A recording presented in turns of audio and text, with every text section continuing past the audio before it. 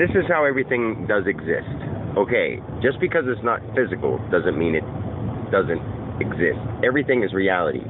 So let's say, did somebody just, I could say somebody just punched somebody in the face right now, and they did. Wow. Literally, I manifested that right now, and I felt it. Ooh, somebody's going to do it anyway, but I caused it, so I won't say it too many more times, especially with feeling behind it. I mean, that probably just happened whether I caused it or not. There wasn't a feeling behind it. But when people are scared of something and that ultimate fear, it creates it. Usually not in a physical sense.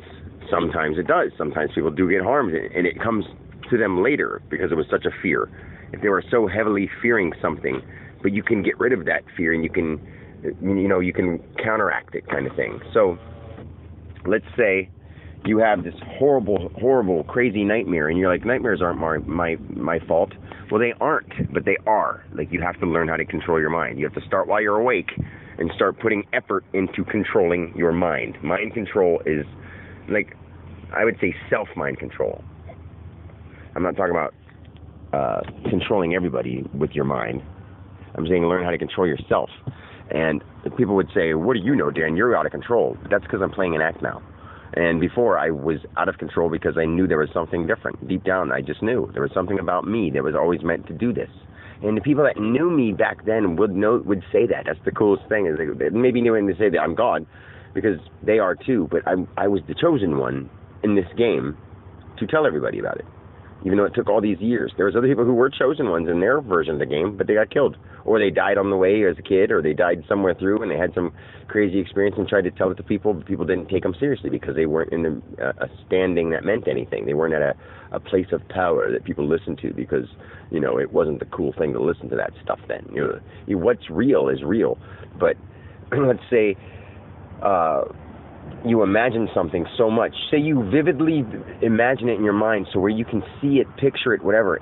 Whether you see it in the physical life or not, it is automatically released into the imaginal realm. And other people can see that once you thought it.